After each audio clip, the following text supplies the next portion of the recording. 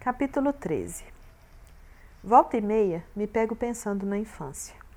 O calor humano que existia na casa da vovó Cida operou alguma coisa em nós.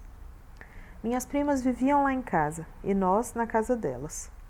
Era como se eu tivesse 9 casas, a minha, a da vovó e a de cada um dos 7 tios. Aqueles lanches de sábado com todo mundo reunido, não dá para entender como cabia aquela meninada naquela casa tão pequena. Depois que vovó morreu, houve muito esforço de todos para manter a união da família. A bem da verdade, devo dizer que não era propriamente um esforço, porque aquilo era tão natural que todos continuaram convidando e frequentando as casas uns dos outros. Continuavam a acontecer as visitas que hoje diríamos ser fora de hora, como chegar 2 da tarde na casa de alguém sem avisar. Quando eu era pequena, e depois até mais crescidinha, mamãe me carregava para baixo e para cima. Se não era ela, era vovó Cida, ou vovó Fuda. Uma vez fomos visitar Dona Samar, da colônia. Fui com mamãe e vovó. Ela nos recebeu com um café árabe cheiroso até falar chega. Peguei a minha xicrinha e comecei a mexer. Vi vovó olhando para mim com aquele olhar de para com isso.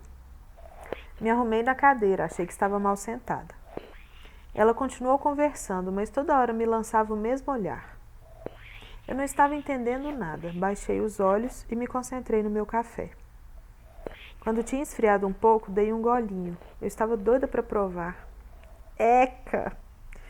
Como não podia jogar fora, fui tomando bem rápido para acabar logo com aquele sofrimento. 3 horas depois do lanche, de muita conversa, de convites para novas visitas, fomos embora. Mãe, o coador da Dona Samara estava furado. O café estava cheio de pó. Você não viu sua avó te olhando toda hora, Rosimeire? Isso é café sírio, Rosmeira. Não pode mexer. Pior do que isso, foi só quando o papai recebeu visitas de Brasília pelo falecimento de mamãe. Ele nos mandou fazer café para o homem e a família. Com medo de eles acharem que papai era pão duro, colocamos muito pó para o café ficar bem forte. Passamos. Quando o papai foi servir, aquela aguinha transparente e um olhar fulminante para nós. Esquecemos que íamos ferver quase 2 litros de água. Aquele pó só faria um café forte se fosse para 2 pessoas.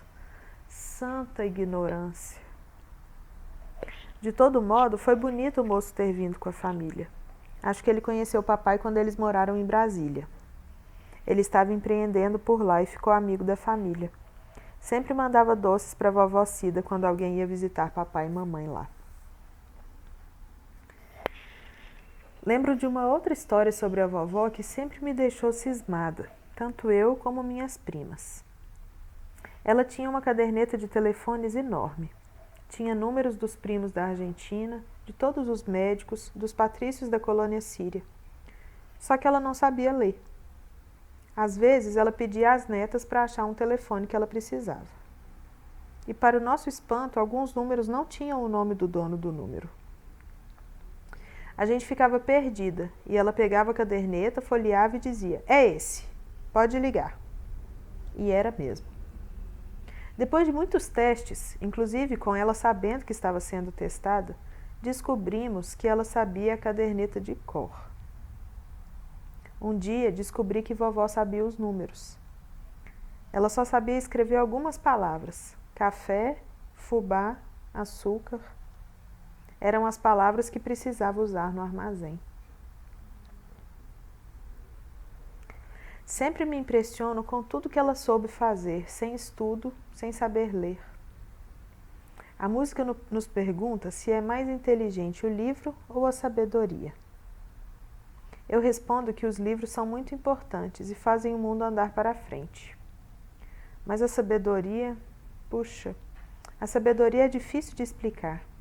Ela vem de dentro e quando a gente percebe, a pessoa fez várias coisas que ninguém saberia fazer da mesma forma.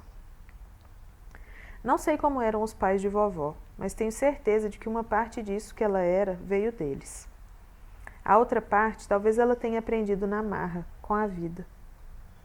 O tempo que ela ficou na Síria sem vovô, a viagem de navio, o sofrimento que ela viu nas outras mulheres, o nascimento da menina Hayat, em meio ao azul do céu e do mar.